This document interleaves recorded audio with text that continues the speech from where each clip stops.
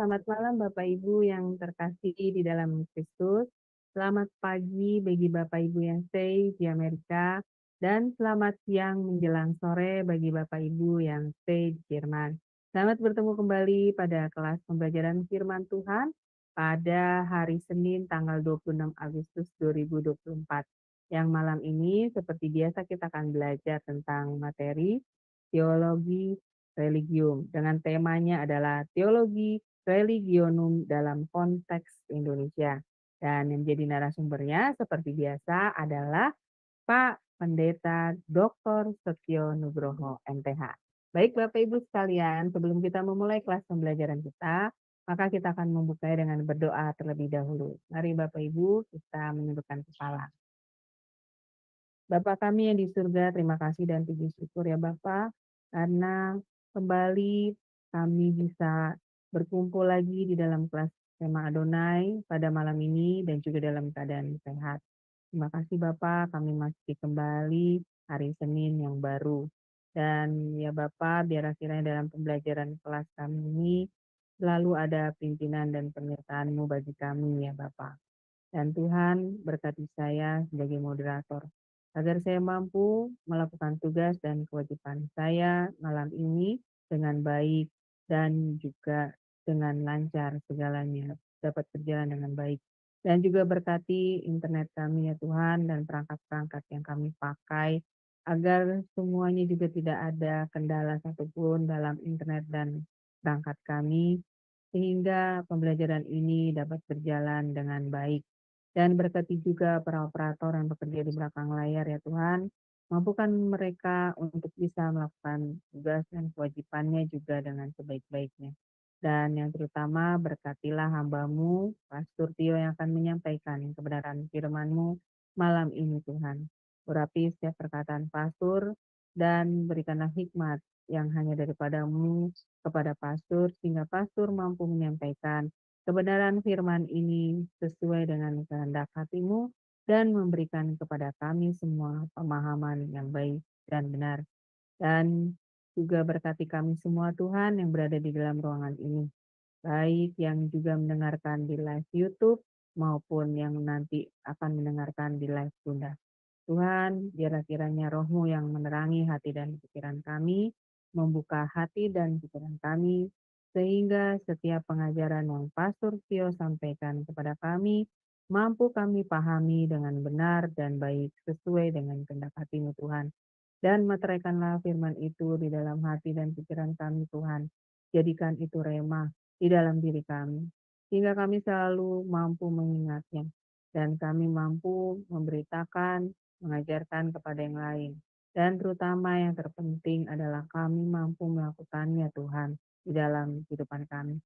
Terima kasih Tuhan Yesus, kami mau menyerahkan kelas pembelajaran kami ini dari awal hingga akhir, hanya dalam pimpinan-Mu dan perlindungan-Mu. Dan kami patahkan segala kuasa kegelapan yang akan menghalangi kelas pembelajaran kami pada saat ini dalam nama Yesus. Doa ini kami panjatkan dalam satu nama ya Tuhan, yaitu Tuhan Yesus Kristus, Juru Selamat kami yang hidup. Haleluya. Amin. Baik Bapak Ibu sekalian, sebelum kita memulai kelas pembelajaran kita akan melihat terlebih dahulu profil dari narasumber kami, yaitu Pastor Setio.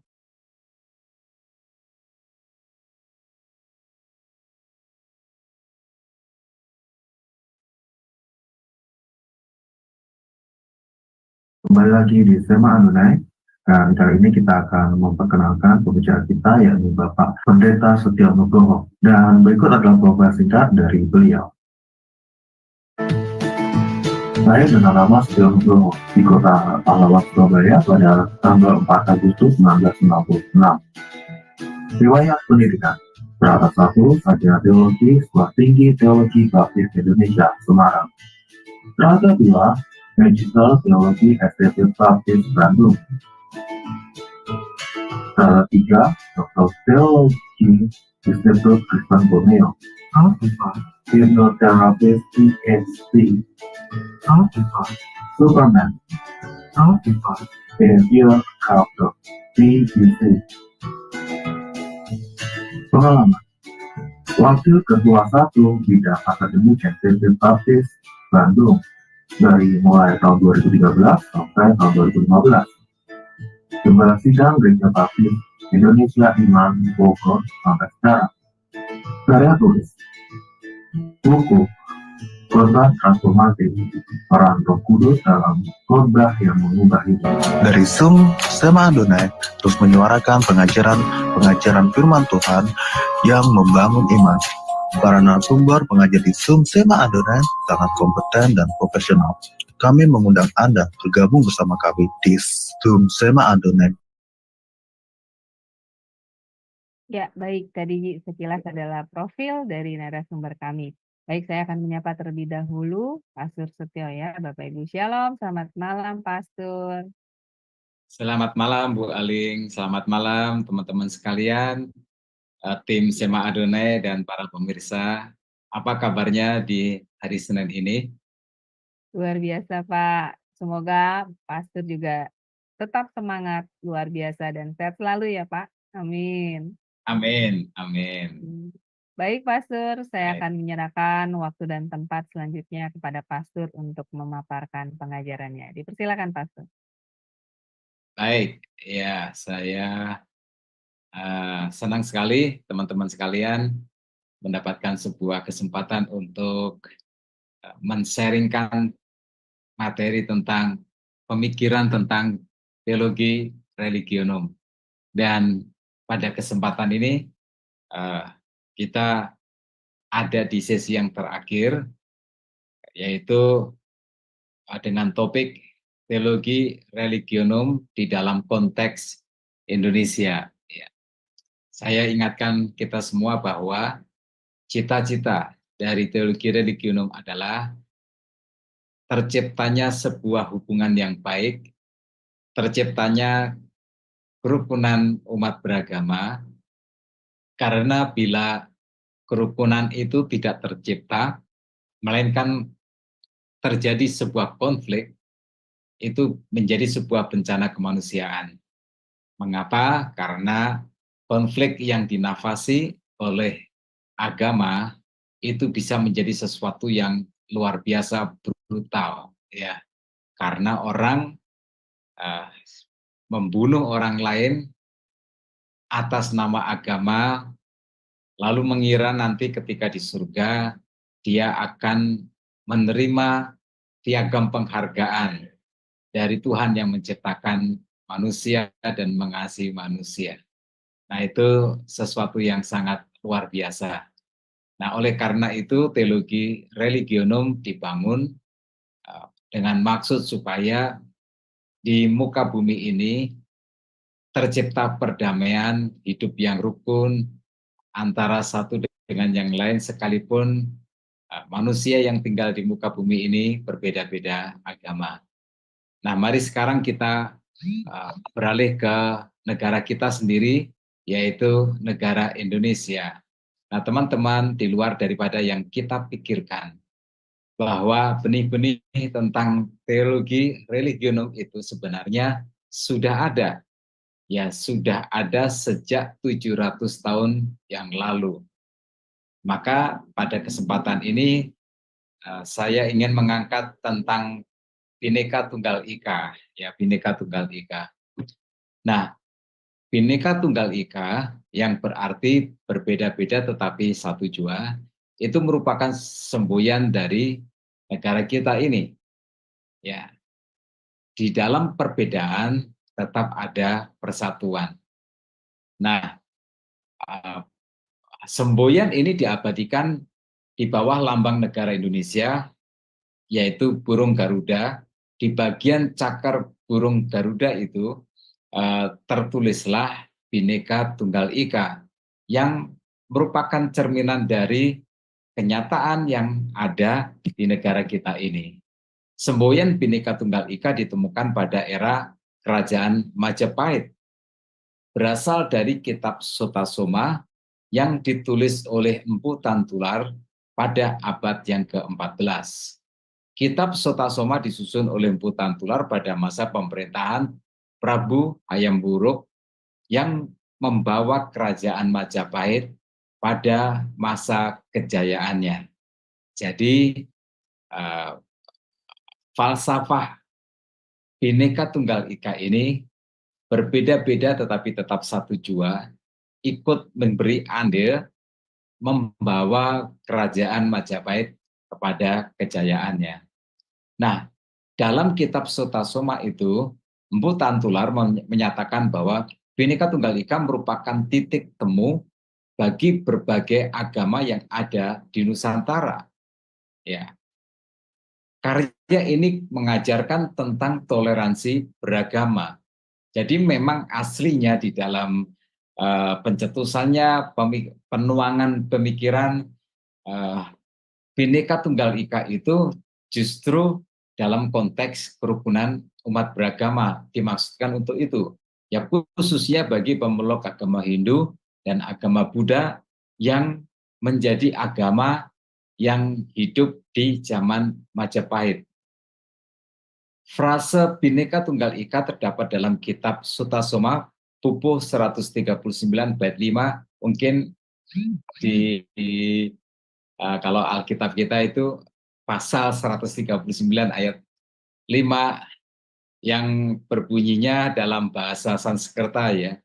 Raneka datu winuwus Buddha wisma bineka rakwaring akan kena parwanosen. Mangka ang jinatwa kalasan siwa tatwa tunggal bineka tunggal ika tanhana dharma mangrua. Nah, meskipun Buddha dan Siwa ya Hindu ya merupakan dua zat yang berbeda, tetapi kedua zat itu sejatinya dapat dikenali sebab kebenaran Buddha dan kebenaran Siwa atau Hindu itu adalah tunggal. Meskipun terpecah belah atau berbeda-beda, tetapi satu juga sebab tidak ada kerancuan di dalam kebenaran. Nah, istilah Bhinneka Tunggal Ika itu tercantum dalam sebuah karya yang berjudul Vrede Geschriven yang ditulis oleh Johan Hendrik Kaspergam, seorang orientalis ahli bahasa Belanda. Nah, dari sinilah, dari buku Johan Hendrik Kaspergam itulah cikal bakal Tunggal Ika itu kemudian dijadikan semboyan NKRI. Ya. Karya Kem ini kemudian dibaca oleh Muhammad Yamin sekitar 7 abad setelah Kakawin Sutasoma itu ditulis oleh Empu Tantular. Semboyan Bhinneka Tunggal Ika ini kemudian oleh Muhammad Yamin diusulkan di dalam sidang BPU PKI pertama tanggal 29 Mei sampai 1 Juni 1946. Nah, I Gusti Bagus Sugriwa menambahi frase itu dengan anak kalimat Tanhana Dharma Mangrua seperti yang terdapat dalam buku Sutasoma. Nah, kemudian Insinyur Soekarno juga ikut mengusulkan saat sedang dirancang tentang lambang Garuda Pancasila ini. Nah, Bhinneka Tunggal Ika kemudian diresmikan sebagai semboyan bangsa Indonesia berdasarkan peraturan pemerintah nomor 66 tahun 51 tentang lambang negara yang bunyinya lambang negara Republik Indonesia terdiri dari 3 bagian, yakni burung Garuda, perisai berupa jantung yang digantung dengan rantai pada leher Garuda, dan semboyan yang ditulis di atas pita yang dicengkram oleh Garuda. Nah, salah satu alasan digunakan kalimat Bhinneka Tunggal Ika sebagai semboyan negara adalah karena kondisi bangsa Indonesia mirip dengan kondisi Kerajaan Majapahit. Bahkan kita jauh lebih rumit. Ketika waktu itu di Majapahit, agama yang ada itu hanya 2, Buddha dan Hindu.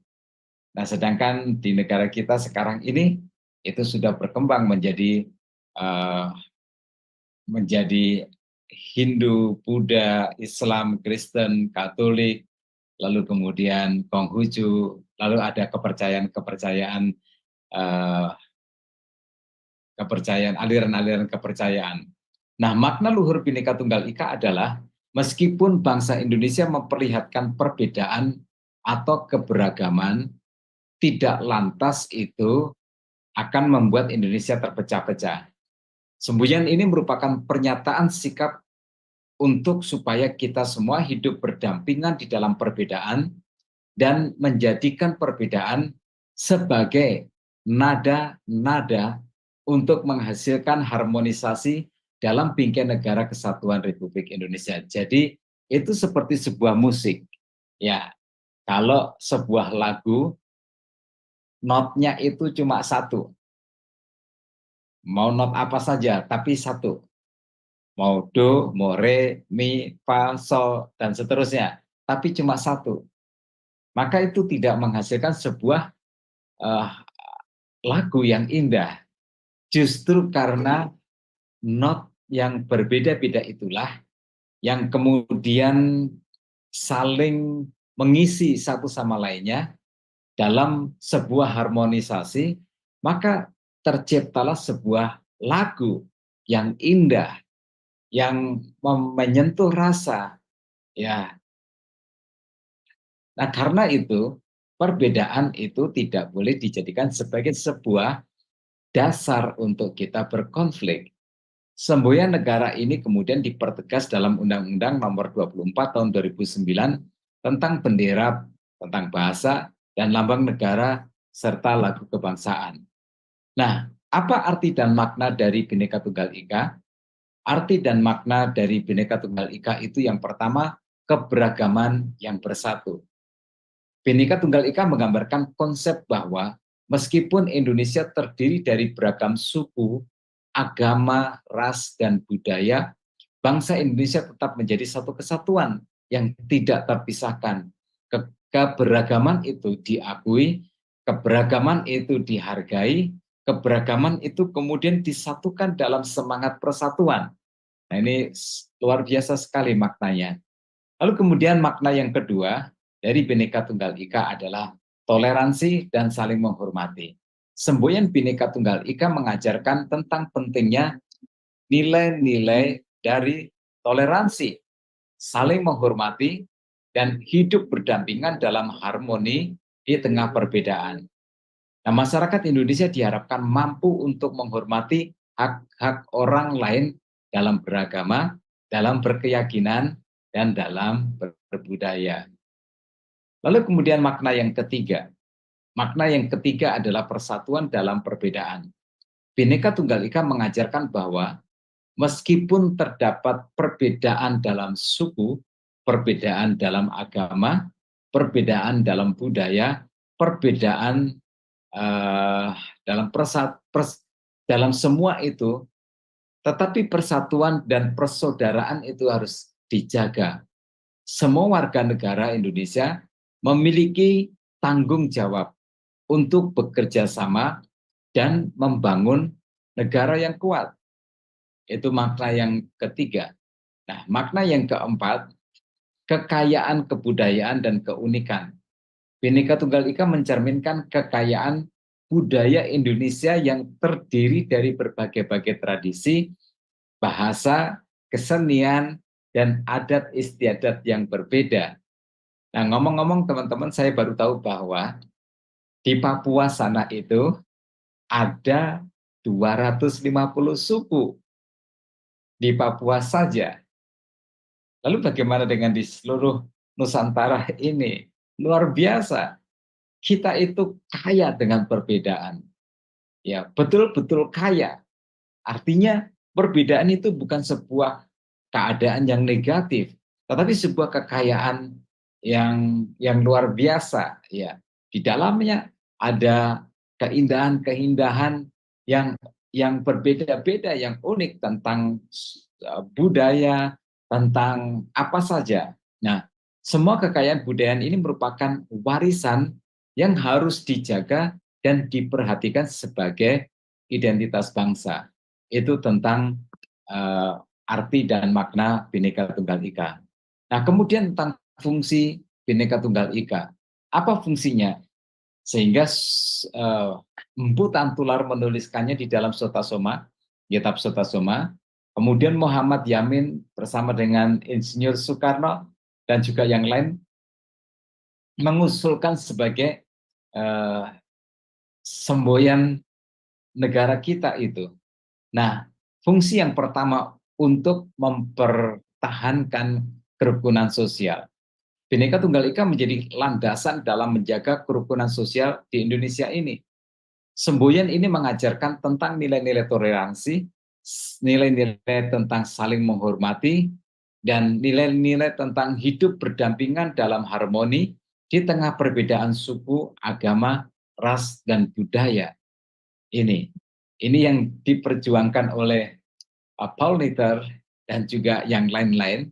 Tetapi yang luar biasa adalah leluhur kita, Empu Tantular, itu sudah memikirkannya jauh-jauh abad bahwa ini harus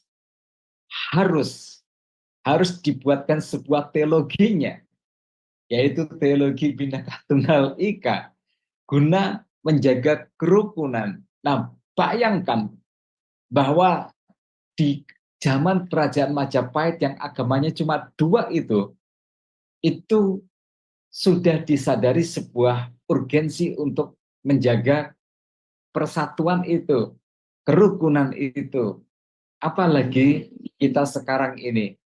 Nah, kemudian fungsi yang kedua dari Bhinneka Tunggal Ika adalah menghormati perbedaan.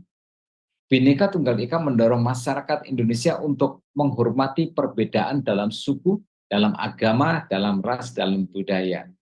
Semboyan ini mengajarkan tentang pentingnya mengakui dan menghargai hak-hak individu dan kelompok untuk menjalankan kepercayaan dan budaya mereka sendiri.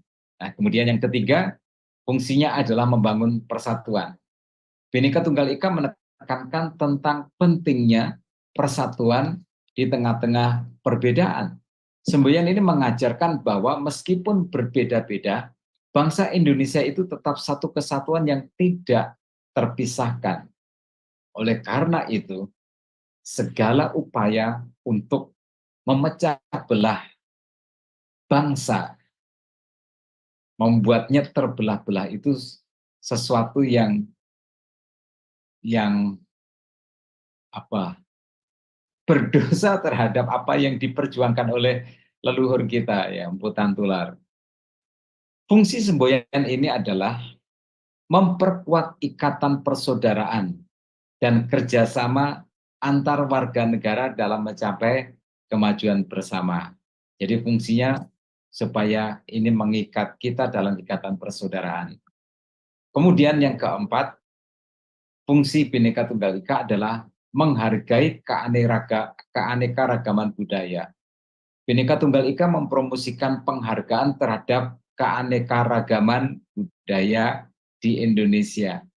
Semboyan ini mengajarkan tentang pentingnya menjaga dan memelihara warisan-warisan budaya yang beragam sebagai identitas bangsa yang kaya dan berwarna. Nah, itu sebabnya kita diingatkan oleh perkataan dari Presiden pertama RI, Insinyur Soekarno. Kalau kalau seorang Islam menjadi seorang Islam, jadilah Islam Indonesia, bukan Arab. Kalau seseorang ingin menjadi Kristen, ya Kristen Indonesia, bukan Kristen Barat, dan seterusnya tentunya. Nah, ini menghargai budaya sendiri yang beraneka ragam itu sesuatu yang sangat indah, ya, sesuatu yang luar biasa. Tidak boleh ada penyeragaman tentang budaya. Kemudian yang kelima, fungsi Bhinneka Tunggal Ika adalah memperkuat identitas nasional. Bhinneka Tunggal Ika menjadi simbol keberagaman dan persatuan dalam bingkai kehidupan nasional Indonesia. Semboyan ini memperkuat identitas nasional sebagai bangsa yang beragam, tetapi tetap bersatu dalam semangat persatuan, kesetaraan, dan keadilan. Kalau Paul Niter itu punya sebagai teologi yang menafsiri kerukunan antar umat beragama, maka Indonesia itu sebenarnya memiliki seorang teolog yang bernama Empu Tantular dengan teologinya yang berjudul Bhinneka Tunggal Ika. Ya, yang dimaksudkan memang untuk menjaga kerukunan antar umat beragama. Itu dalam konteks Indonesia, kita sebenarnya punya pikiran-pikiran yang brilian, yang indah, yang tidak kalah dengan pemikir-pemikir dari luar sana, dari dunia barat, yang secara akademik lebih tertata dan lebih mentradisi. Tetapi ternyata kita menemukan dalam sejarah, kalau kita menggali, bahwa kerukunan umat beragama itu sudah pernah digagas 700 tahun yang lalu oleh Empu Tantular yang dituangkan dalam kitab Sutasoma itu. Nah, teman-teman sekalian, itu sejarah, ya, itu sejarah. Tetapi kita juga melihat bahwa di zaman kita yang sekarang ini, ya, di zaman kita yang sekarang ini, pemerintah mengupayakan kerukunan ini karena berulang-ulang dalam perjalanan sejarah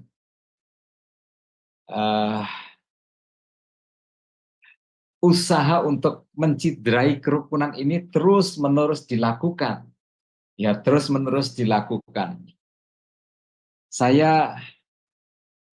Kita semua pernah pasti mendapat laporan tentang grafik pengerusakan gereja oleh kelompok agama yang lain, ya, atau mungkin bukan kelompok agama, ya, tetapi oleh oknum-oknum penganut agama lain yang melakukan tindakan-tindakan intoleransi, ya, terhadap umat Kristen. Dan kalau di total-total itu, kasus pengerusakan rumah ibadat orang Kristen itu sudah mencapai ribuan, ya, di seluruh Nusantara di sepanjang sejarah. Dan berulang kali, bahkan secara nyata mencolok, ya, kita pernah mengalami masa-masa yang buruk beberapa waktu yang lalu. Pilkada Jakarta di mana Ahok berkompetisi dengan Bapak Anies, ya, yang didukung oleh kaum intoleran, ya. Kita melihat sekali mereka, para kaum intoleran itu show of force, ya. Mereka menunjukkan kekuatan yang apa ya namanya, yang vulgar sekali, gila betul. Dan aparat keamanan itu sama gilanya seperti mereka itu, karena tidak melaksanakan tugasnya sebagai aparat hukum untuk mengadakan penertiban, bahkan kalau perlu menindaknya dengan pasal-pasal yang sangat jelas. Itu sebuah sejarah kelam, ya. Bahkan konon katanya kelompok-kelompok intoleran tertentu itu memang sengaja dibentuk dan diciptakan oleh petinggi-petinggi militer. Sejarah menulisnya seperti itu. Kita tidak usah takut untuk melakukannya itu, ya. Makanya tidak heran, ya, Habib Rizik Syihab itu ketika datang bertemu dengan Jenderal Wiranto, dia memeluknya dan menyebutnya sebagai sahabat lama. Itu keadaan kelam negara kita ini. Mereka para pemimpin, mereka para pemangku kekuasaan, mereka yang dipercaya untuk memimpin lembaga-lembaga penting tertentu di negeri kita ini, justru mereka termasuk bermain intoleransi itu. Nah, oleh sebab itu, kemudian pemerintah melalui Kementerian Agama meluncurkan sebuah konsep yang disebut sebagai moderasi beragama untuk merajut kembali kesatuan dan kerukunan umat beragama di negara kita ini. Nah, kita lihat selayang pandang saja, mungkin ada banyak slide yang harus saya lewati. Nah, Indonesia ini memiliki 300 kelompok etnis yang berbeda-beda dengan identitas budayanya masing-masing, dan lebih dari 250 bahasa daerah dipakai di antara mereka. Sebenarnya lebih kalau kalau kalau dari sudut antropologis ya. Agama menjadi salah satu perbedaan yang ada di Indonesia selain budaya. Nah, agama adalah kepercayaan besar di luar kemampuan manusia yang disebut dengan berbagai nama, dan darinya lahirlah moralitas. Jadi ya, kita harus mengakui bahwa uh, agama itu penting. Ya, agama itu penting. Tanpa agama rusaklah dunia ini. Nah, negara kita mengakui 6 agama, Islam, Kristen, Katolik, Hindu, Buddha, Konghucu. Karena itu, maka diperlukan sikap toleransi supaya tidak terjadi konflik antar umat beragama. Moderasi beragama digagas pemerintah melalui Kementerian Agama sebagai salah satu perekat perbedaan agama di Indonesia. Masyarakat Indonesia yang plural, multikultural, memerlukan cara pandang pemahaman moderasi beragama supaya semuanya dapat hidup damai dalam keragaman, baik keragaman kepercayaan, filosofi hidup, ilmu pengetahuan, tradisi, agama, dan adat istiadat masing-masing daerah.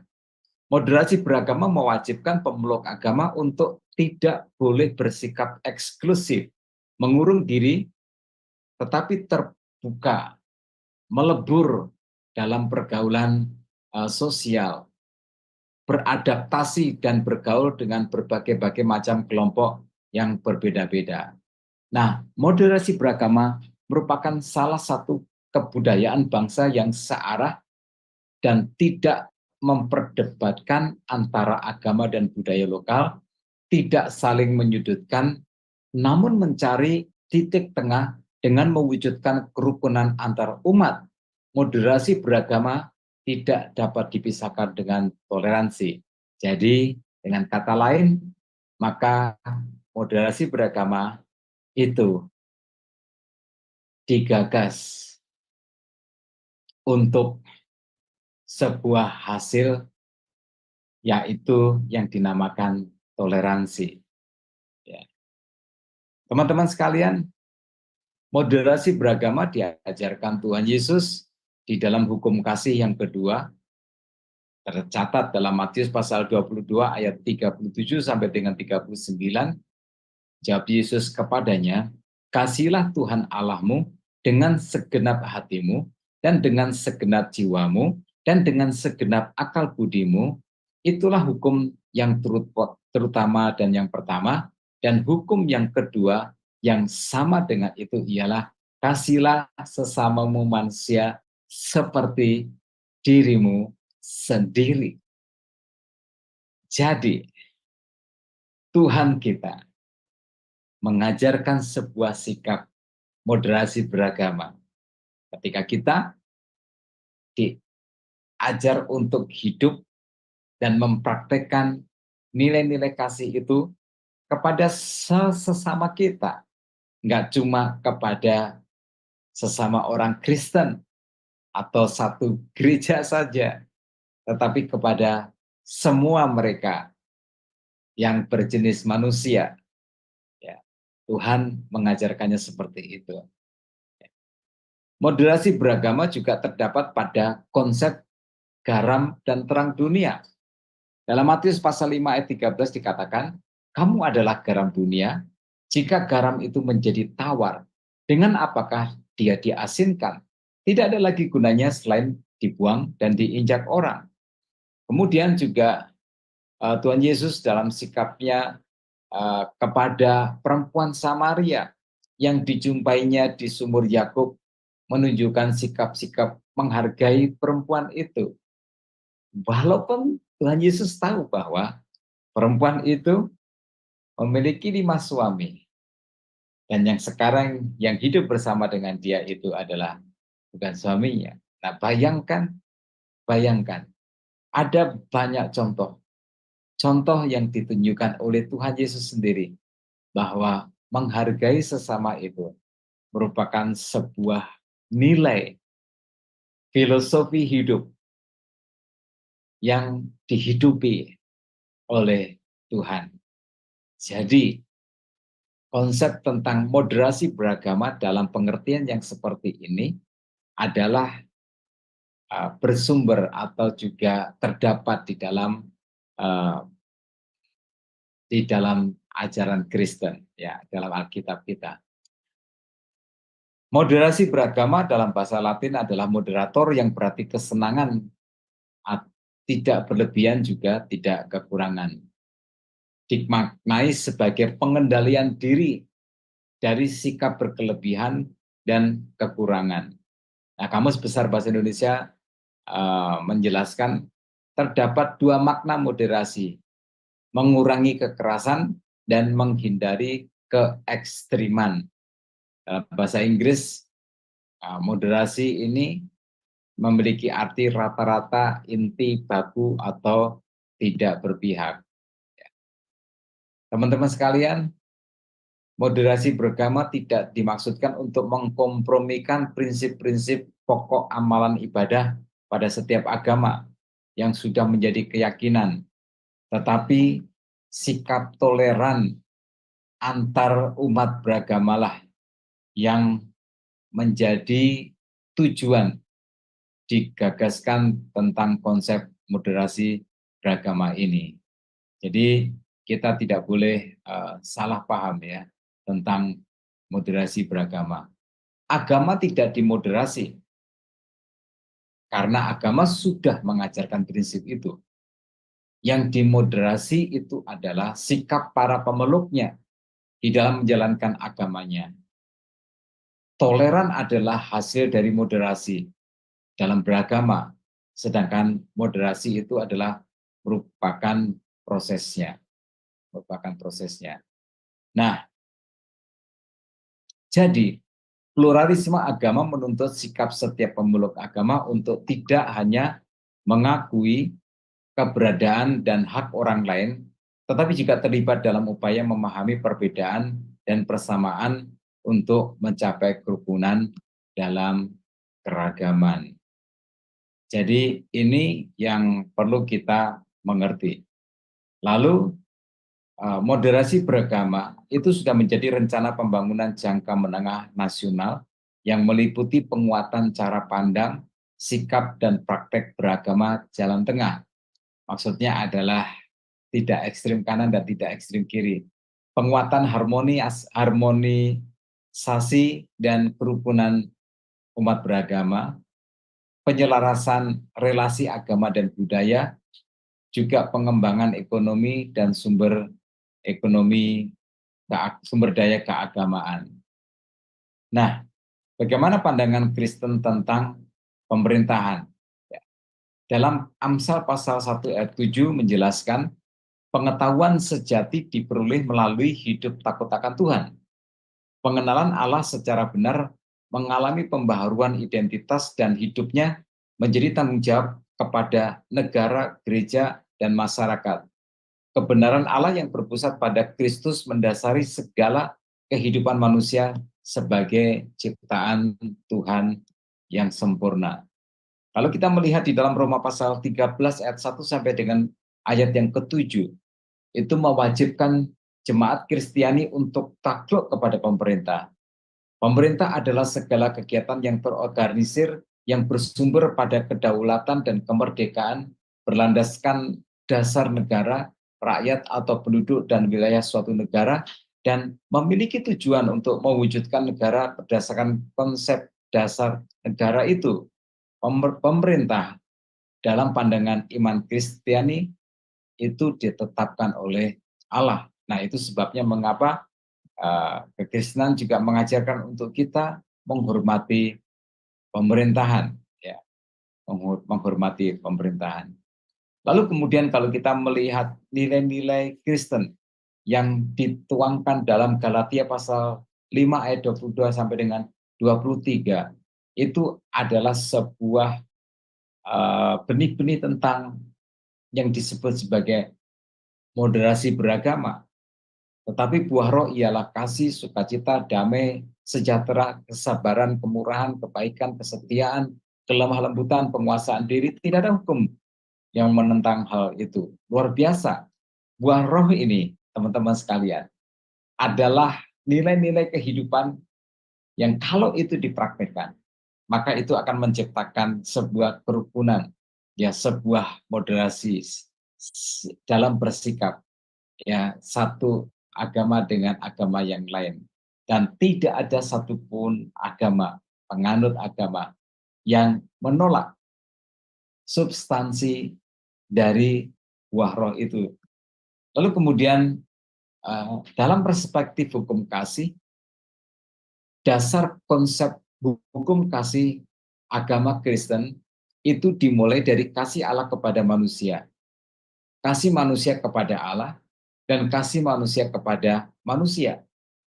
Nah, kasih Allah kepada manusia dalam Perjanjian Lama terkonsep dalam kata hesed, yang menunjukkan kebaikan, yang menunjukkan kemurahan Allah yang tanpa syarat, kasih setia yang memiliki keterkaitan dengan perjanjian antara Allah dengan bangsa Israel.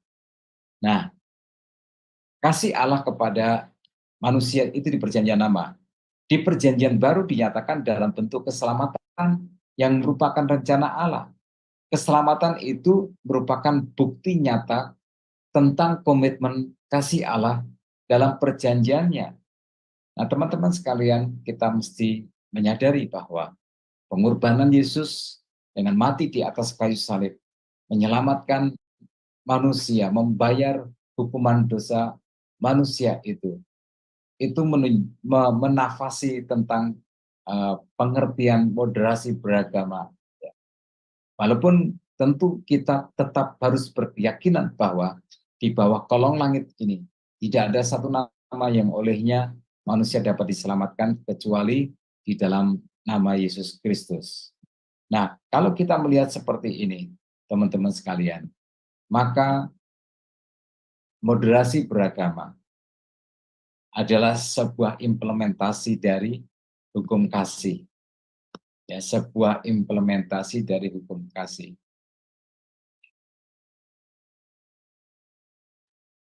Menjadi sebuah perbuatan, tindakan yang kalau kita orang Kristen yang sudah melekat tentang konsep kasih itu, yang diamanatkan oleh Tuhan, dijadikan sebagai sebuah hukum yang terutama, maka moderasi beragama itu hanyalah merupakan kata lain dari hukum kasih itu. Dan itu yang membawa kerukunan antara satu dengan yang lainnya. Nah, kembali saya ingatkan bahwa moderasi beragama tidak boleh menghilangkan amanat agung. Moderasi beragama tidak boleh mengkompromikan tentang keyakinan yang suci bahwa keselamatan hanya ada di dalam Kristus Yesus. Tetapi moderasi beragama adalah sebuah wilayah yang mengatur tentang hubungan antar umat beragama. Dia tidak sama sekali boleh mengusik tentang akidah, ya, tentang doktrin dari setiap agama. Nah, ini harus kita landaskan kembali. Karena saya punya mahasiswa, justru dia aparat negara, ya, yang ikut mengambil kuliah tentang teologi religionum itu. Dia melihat ada implikasi yang berbahaya dari moderasi beragama, ya, bahwa itu bisa menyebabkan pelarangan tugas Kristen untuk melaksanakan amanat agung. Ya, memang bisa, tapi moderasi beragama tidak ditujukan untuk itu. Itu adalah sebuah upaya orang yang mau memanfaatkan lalu kemudian memelintir ungkapan-ungkapan, tulisan-tulisan, pernyataan-pernyataan yang terdapat di dalam moderasi beragama itu. Nah, teman-teman sekalian, dalam konteks Indonesia, kita punya teologi religionum yang diwakili oleh konsep Bhinneka Tunggal Ika, berbeda-beda tetapi tetap satu. Dan moderasi beragama, sebuah sikap moderat bila itu berhubungan antara satu umat beragama dengan agama yang lain. Mengembangkan sikap toleransi, melawan dan menolak setiap bentuk intoleransi di negeri kita ini. Sekarang, saya ingin menyampaikan ini. Saya yakin kebanyakan orang Kristen menyadari ini, menerima ini, mempraktekkan ini. Tinggal Anda, aparat hukum, kepolisian, TNI, dan lain-lain. Apakah Anda punya semangat untuk menjaga kerukunan umat beragama dalam pengertian yang benar? Bila ada sebuah rumah ibadah Kristen di resolusi, bila Anda berpikir bahwa supaya terjadi kerukunan maka rumah ibadah itu harus ditutup, Anda salah besar. Dan Anda berdosa besar. Dan Anda tidak melaksanakan hukum.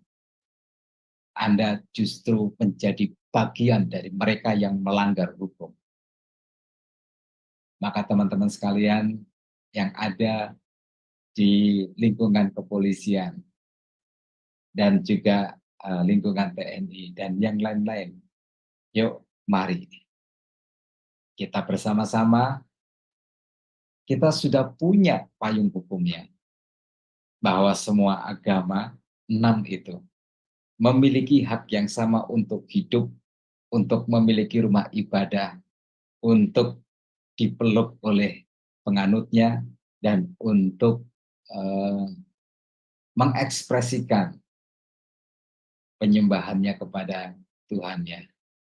Saya berharap sebagai penutup dari seluruh rangkaian sesi kita ini, kita menyadari, tapi bila masih ada tindakan-tindakan intoleransi dan aparat hukum tidak melaksanakan tugasnya untuk menegakkan hukum, kita berhak untuk menyampaikan ketidakbenaran para aparat itu. Belakangan ini ada peristiwa-peristiwa di mana gereja ditutup. Lalu tidak seperti yang dulu, Presiden Jokowi diam. Pak Jokowi, Anda tidak boleh diam. Anda juga harus tetap konsisten menegakkan hukum, sebab sampai akhir tugas Anda sebagai presiden, Anda disumpah untuk melaksanakan tugas itu sampai titik akhir. Terima kasih teman-teman sekalian. Saya kembalikan kepada moderator kita, Ibu Aling. Ya, baik. Terima kasih Pastor Setio. Luar biasa ya Pak. Kita belajar tentang malam ini bagaimana teologi religionum dalam konteks Indonesia. Baik Bapak Ibu, sebelum kita masuk pada sesi tanya jawab dan diskusi, maka saya akan membacakan terlebih dahulu acara-acara Sema Adonai ke depannya. Ya, sudah tampak di layar ya Bapak Ibu. Baik, untuk besok hari Selasa 27 Agustus 2024 di jam 21:10 di Sema Adonai sudah akan kembali ada kelas pembelajaran firman. Dan kita akan belajar tentang temanya adalah Serving to Grow, Growing to Serve. Dan itu yang menjadi narasumbernya adalah Pastor Teni Landena dengan moderatornya adalah Ibu Heni. Selanjutnya di hari Rabu 28 Agustus 2024 di jam 21:10 waktu Indonesia Barat di Sema Adonai akan kembali ada kelas pembelajaran firman lagi ya Bapak Ibu. Dan kita akan belajar tentang tema pemerintahan 1000 tahun. Dan seperti biasa untuk kelas hari Rabu ini yang menjadi narasumbernya adalah Ibu Pendeta Dr. Suryani Watimena MTH dan moderatornya adalah Pak Sam Siagian. Selanjutnya ini adalah renungan pagi Sema Adonai ya Bapak Ibu diadakan setiap hari mulai dari hari Senin sampai dengan Sabtu dimulai dari jam 5:30 pagi dan dilayani oleh hamba-hamba Tuhan yang sangat memberkati. Jadi Bapak Ibu sekalian untuk renungan pagi Sema Adonai kemudian renungan pagi dari Bapak Gembala kami sendiri yaitu Pak Pendeta Daniel Palungan yang diadakan setiap hari Jumat 1 kali dalam seminggu dan juga ibadah online Sema Adonai hanya Bapak Ibu dapat ikuti lewat channel C Firman. Jadi ketiga program Sema Adonai tersebut tidak di-live-kan di channel-channel lain ya Bapak Ibu. Oleh karena itu bagi Bapak Ibu yang belum mensubscribe channel baru kami, channel C Firman, tolong subscribe channel YouTube baru kami. Sehingga Bapak Ibu bisa mengikuti keseluruhan acara-acara Sema Adonai, terutama yang tidak di-live-kan di channel-channel lain. Dan juga tolong bantu share ya Bapak Ibu channel C Firman ini kepada yang lain, hingga semakin banyak orang yang juga bisa mengikuti keseluruhan acara-acara Sema Adonai lewat channel C Firman. Dengan begitu Bapak Ibu telah membantu channel kami, channel C Firman, untuk menjadi lebih berkembang dan menjadi berkat lagi bagi banyak orang. Terima kasih Bapak Ibu atas perhatiannya. Sekarang kita akan masuk pada sesi tanya jawab dan diskusi. Tetapi bagi Bapak Ibu yang ingin bertanya atau sharing, harap present terlebih dahulu ya, sehingga mic-nya akan dibukakan oleh operator kami. Ya, baik. Terima kasih Pastor untuk pengajarannya luar biasa ya Pastor. Ternyata saya baru menyadari juga ya, ternyata memang sebenarnya negara kita ini sebenarnya sudah mempunyai paham teologi religionum ini ya, Pastor di dalam di dalam negara kita ini karena memang benar nggak sih Pastor hanya negara kita yang punya agama sebanyak itu ya, ya 6 agama ya. Sedangkan di negara lain sepertinya tidak begitu ya Pastor.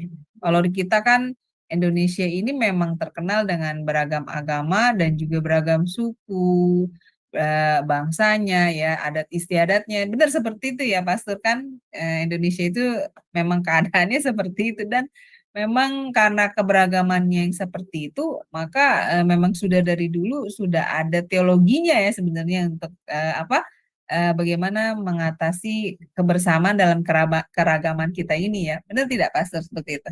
Ya, silakan Ya, Pastor. ya, betul sekali Ibu Aling bahwa sebenarnya Indonesia itu merupakan negara demokrasi.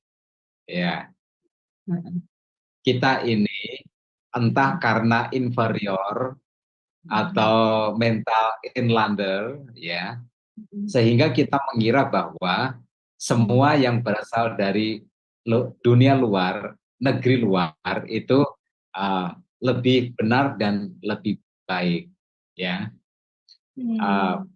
Misalnya negara-negara di Eropa ataupun Amerika, ya, mereka kan secara formal itu sebenarnya negara Kristen, secara formal. betul betul. Iya. Betul. Walaupun secara informal ada agama-agama yang lain di sana. Sedangkan kita itu adalah negara yang dari awal, bahkan sebelum deklarasi kemerdekaan RI, itu sudah ada agama-agama, beberapa agama di dalamnya. Jadi kita itu sebenarnya sudah menghidupi nilai-nilai demokrasi. Jadi seharusnya kita nggak perlu dikuliahin tentang demokrasi, kitalah yang harus memberi kuliah tentang demokrasi. Kemudian tentang teologi religionum, ya, yang dimaksudkan untuk membangun sebuah kerukunan, mengembangkan sikap toleransi, menghindarkan konflik yang dinafasi agama, karena itu menghancurkan.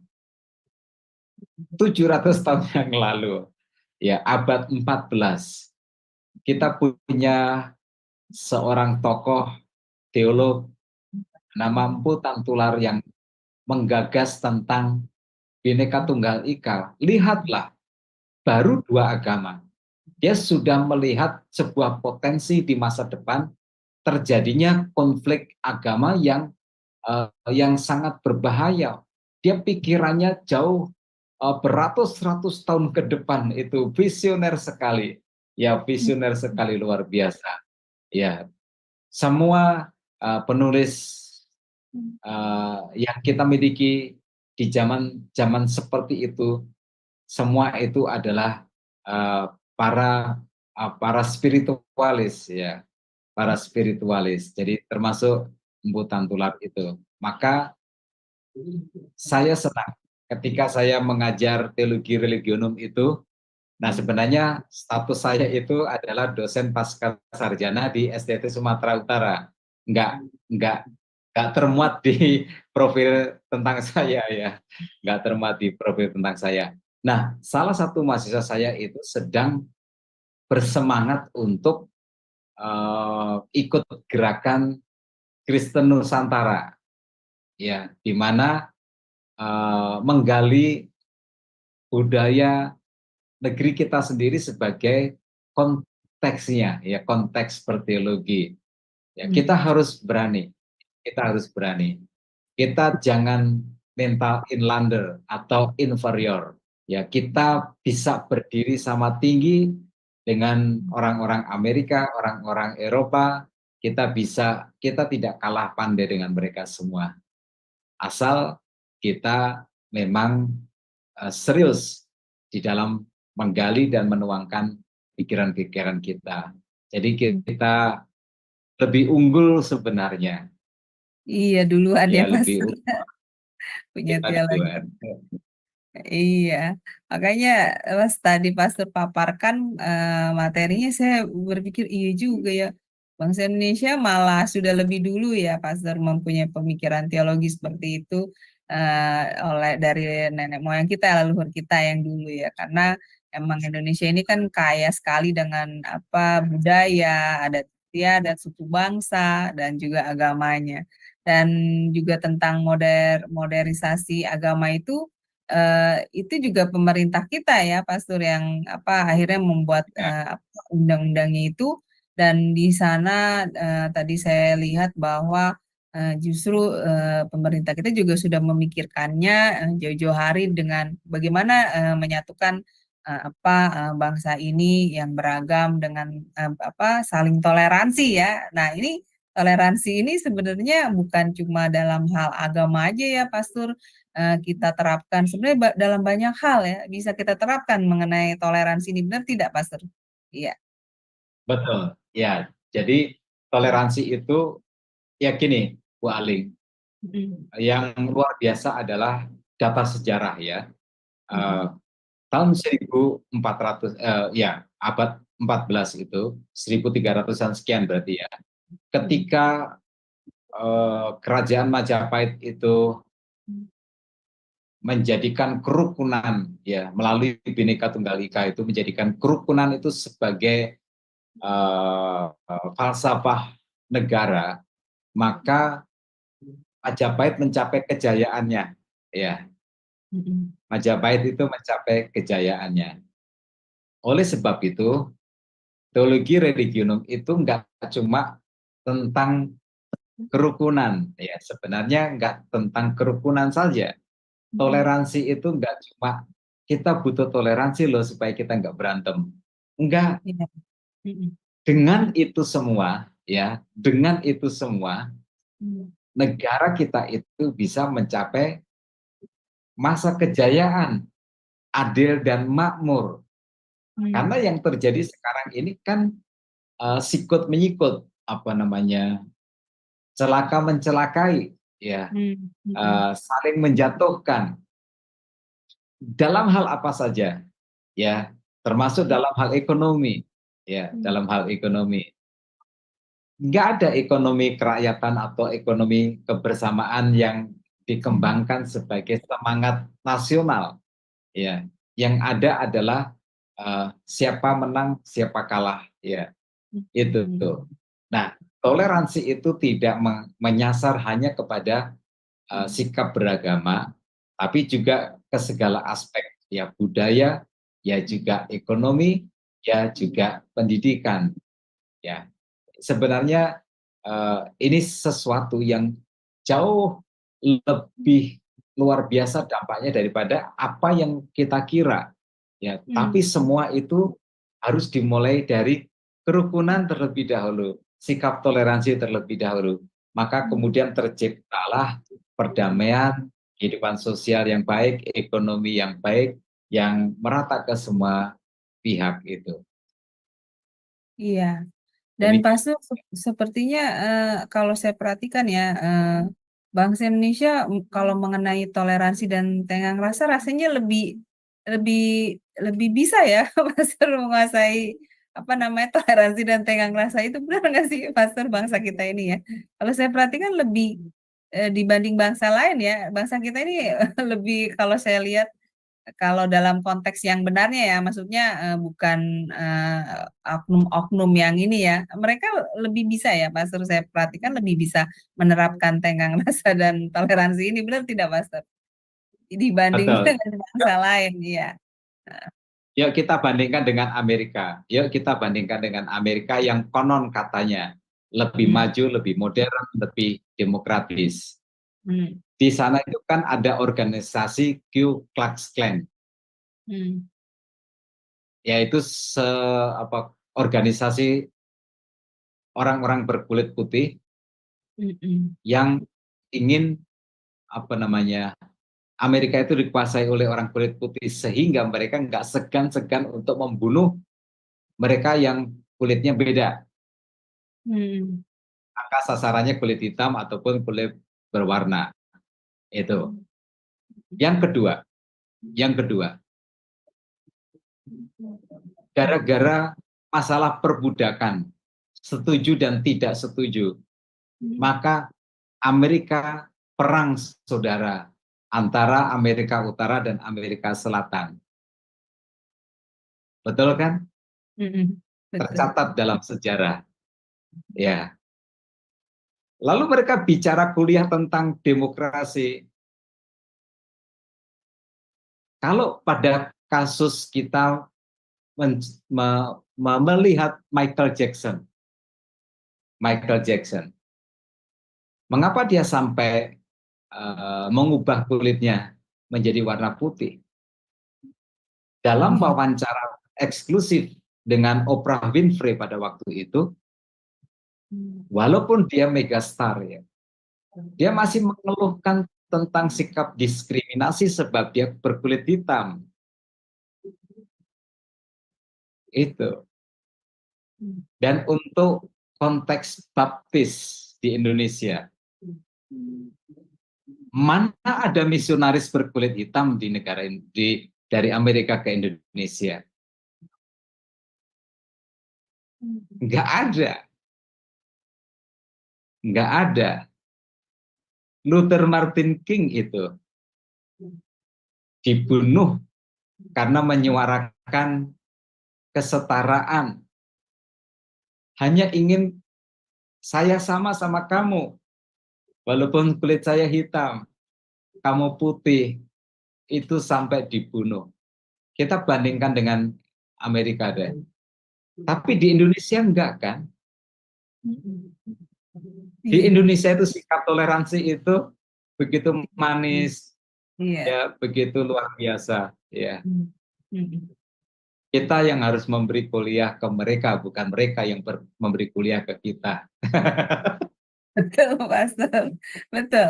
Karena saya melihat aslinya memang begitu, bangsa Indonesia itu ramah tamah ya, Pastor.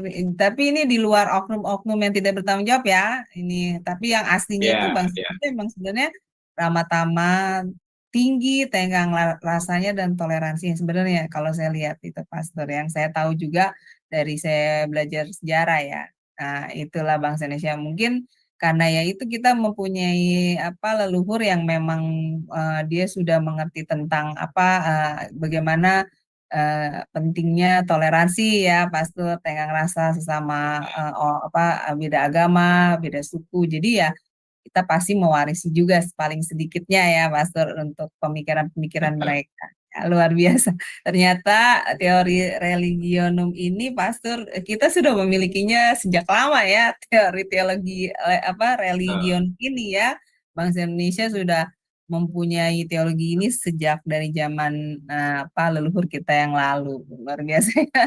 Karena ya memang eh, ya itu memang karena kita terdiri dari banyak suku dari Sabang sampai Merauke ya memang itu harus kita bisa memikirkan bagaimana menyatukan perbedaan agama tersebut ya, Pastor, perbedaan suku bangsa dan adat istiadatnya.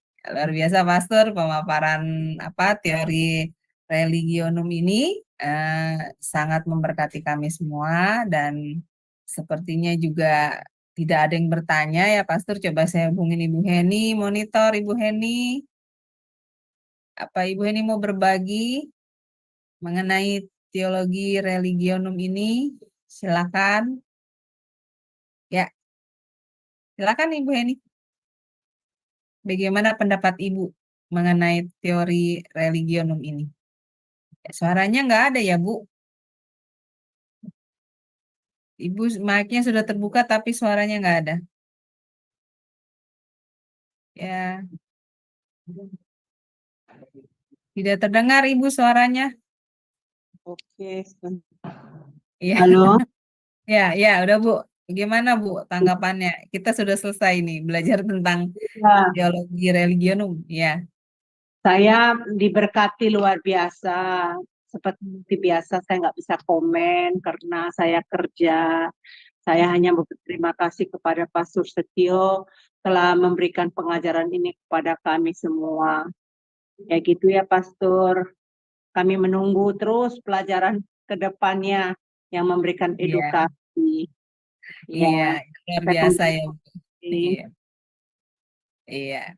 Oke, ini ada yang bertanya di chat, coba saya baca ya dari Ibu Agustinus ya.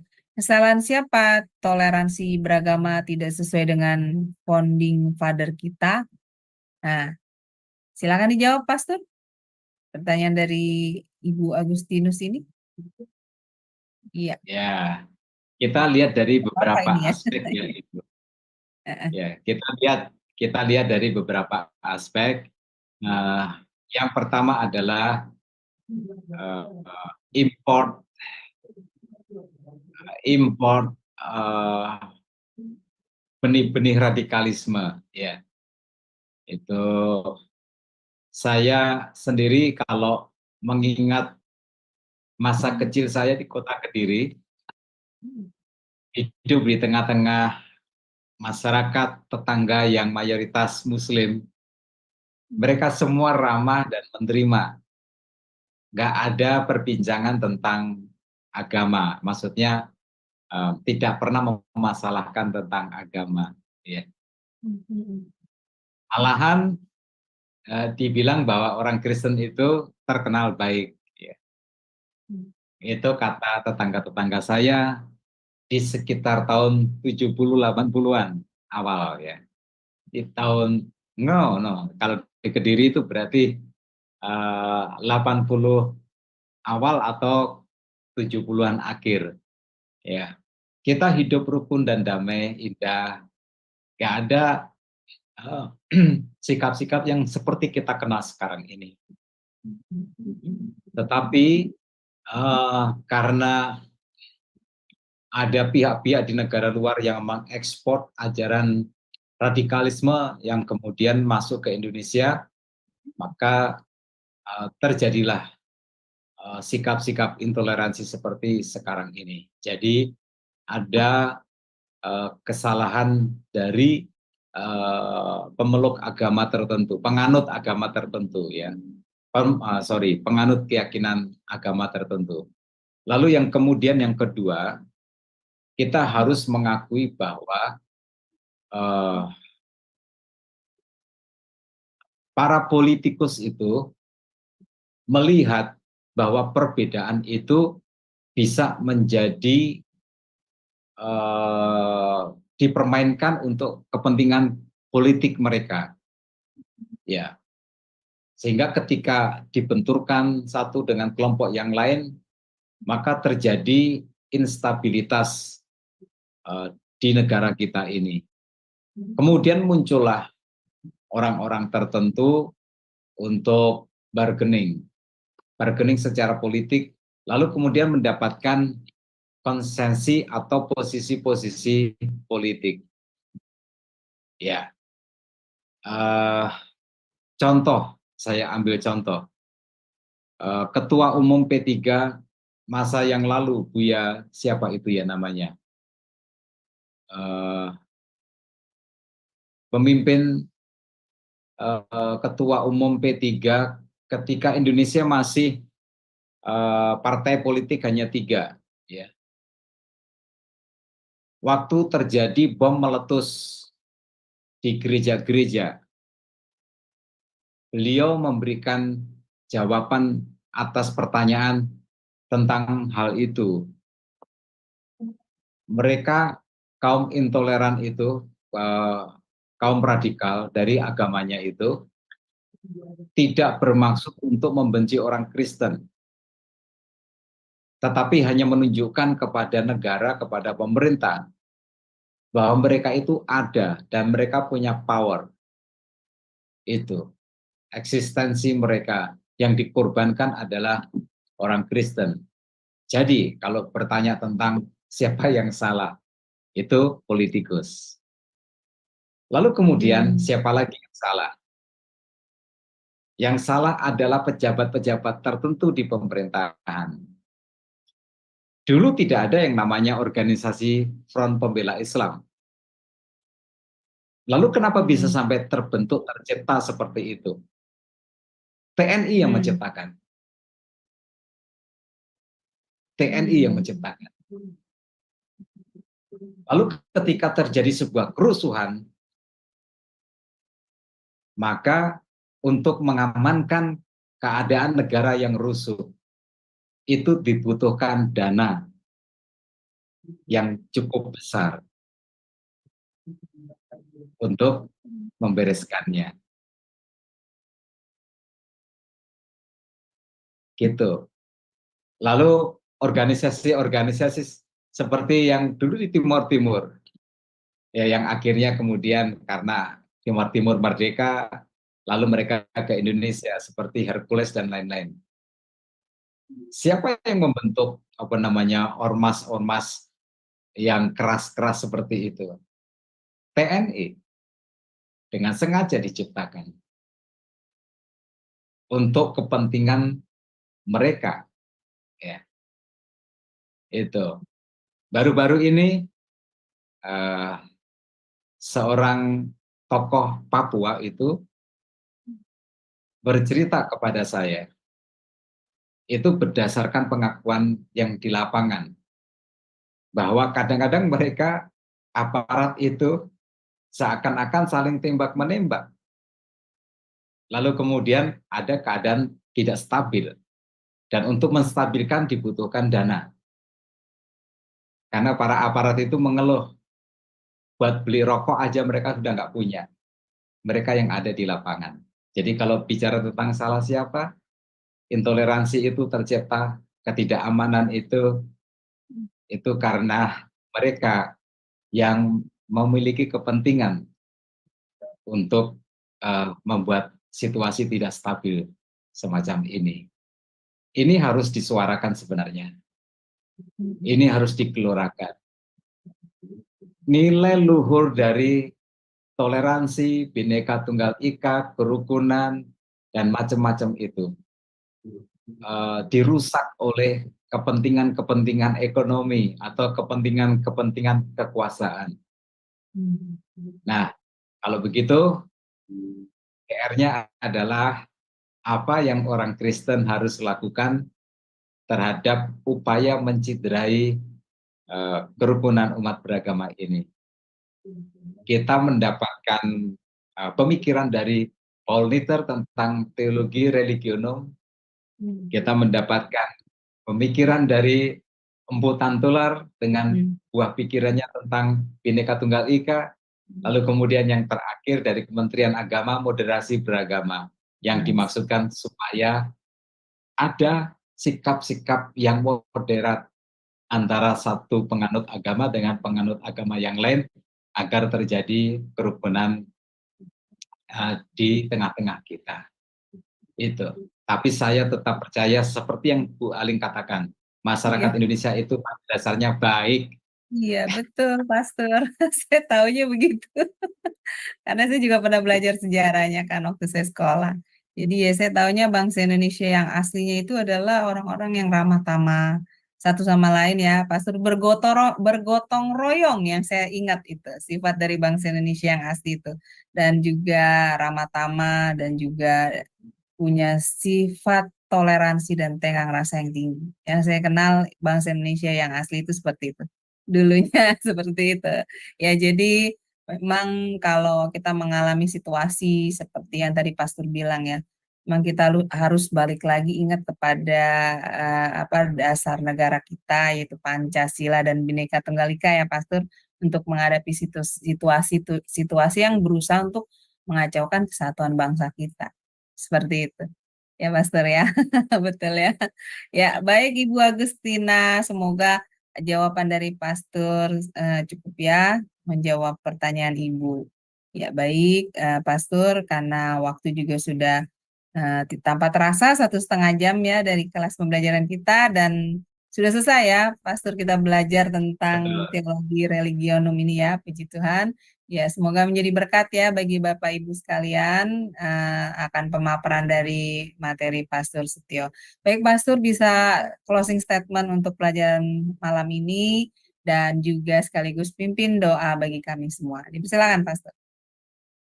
Baik, teman-teman sekalian, jadi dalam konteks Indonesia, kita punya teologi religionum kita sendiri yang dihasilkan oleh para leluhur kita. Empu Tantular menggagas tentang konsep Bhinneka Tunggal Ika yang merukunkan hubungan antar satu penganut agama dengan penganut agama yang lain. Dan karena kerukunan itu, maka Majapahit mencapai masa kejayaannya. Jadi, tanpa kerukunan, negara kita, ekonomi negara kita, itu bisa hancur lebur. Lalu kemudian ada moderasi beragama yang digagas oleh Kementerian Agama yang dimaksudkan untuk membangun sikap toleransi antar penganut umat beragama. Yang saya mau tekankan adalah bahwa semua butir-butir itu tidak bertentangan dengan nilai-nilai yang ada di dalam Alkitab. Ya. Mungkin mereka menerimanya sebagai pewahyuan umum, tetapi Empu Tantular menuliskannya, mengkonsepkannya dengan sangat baik. Mari kita bangun kerukunan, hubungan yang rukun antara satu umat dengan umat yang lain. Kita kembangkan sikap toleransi, kita nafasi itu semua berdasarkan nilai-nilai Kristen yang diteladankan oleh Tuhan Yesus sendiri. Semoga melalui itu semua negara kita semakin berjaya, makmur, bangkit dari krisis, dan dipulihkan. Kita berdoa. Bapa Surgawi, terima kasih Tuhan, Kami berdoa di dalam nama Tuhan Yesus, telah selesai sesi kelas tentang teologi religionum yang diakhiri dengan sesi teologi religionum dalam konteks Indonesia. Di konteks Indonesia ini Tuhan, kami mendapati bahwa 700 tahun yang lalu sudah dikonsepkan tentang kerukunan umat beragama melalui semboyan Bhinneka Tunggal Ika yang kemudian dijadikan sebagai semboyan negara. Tuhan terima kasih. Dalam keyakinan kami, itu adalah sebuah pewahyuan umum yang Tuhan karuniakan kepada para leluhur kami, pendiri negara kami ini Tuhan. Sehingga negara kami yang rumit, yang memiliki ratusan kebudayaan dan juga bahasa, serta banyak agama, ada 6 agama yang berbeda-beda. Tetapi sampai saat ini situasi suasana sebenarnya masih terkendali walau dicederai oleh sikap-sikap intoleran di sana-sini. Kami bersyukur Tuhan, sejatinya Indonesia lebih menghidupi nilai-nilai toleransi, kerukunan, dan juga demokrasi. Kami berdoa supaya kami memiliki sikap percaya diri dalam terang kasih Kristus, supaya kami mulai berani untuk menyuarakan nilai-nilai Kristen dalam tema kerukunan umat beragama. Berkati kami Tuhan, supaya kami menjadi penyebar damai kepada siapa saja. Di dalam nama Tuhan kami Yesus Kristus kami berdoa, haleluya, amin. Ya, baik. Terima kasih Pastor Setio untuk pelayanannya yang luar biasa bagi kami ya Pastor. Semoga pelajaran malam ini menjadi berkat bagi Bapak Ibu semua. Dan juga semoga Pastor selalu diberi kesehatan dan pelayanannya diberkati Tuhan lebih dan lebih lagi menjadi berkat bagi banyak orang. Amin. Baik Bapak Ibu, terima kasih atas kebersamaannya bersama kami. Dan kelas ini akan tetap ada ya Bapak Ibu di hari Minggu depan, yaitu di hari Senin di pukul yang sama, pukul 21:10 waktu Indonesia Barat. Dan juga masih ada juga pembelajaran selama seminggu ya Bapak Ibu di Sema Adonai, mulai dari hari Senin sampai dengan Sabtu. Dan juga besok pagi ada renungan pagi dari Senin sampai Sabtu dari jam 5:30 pagi. Baik Bapak Ibu sekalian, selamat beristirahat. Tuhan berkati. Shalom, shalom, shalom.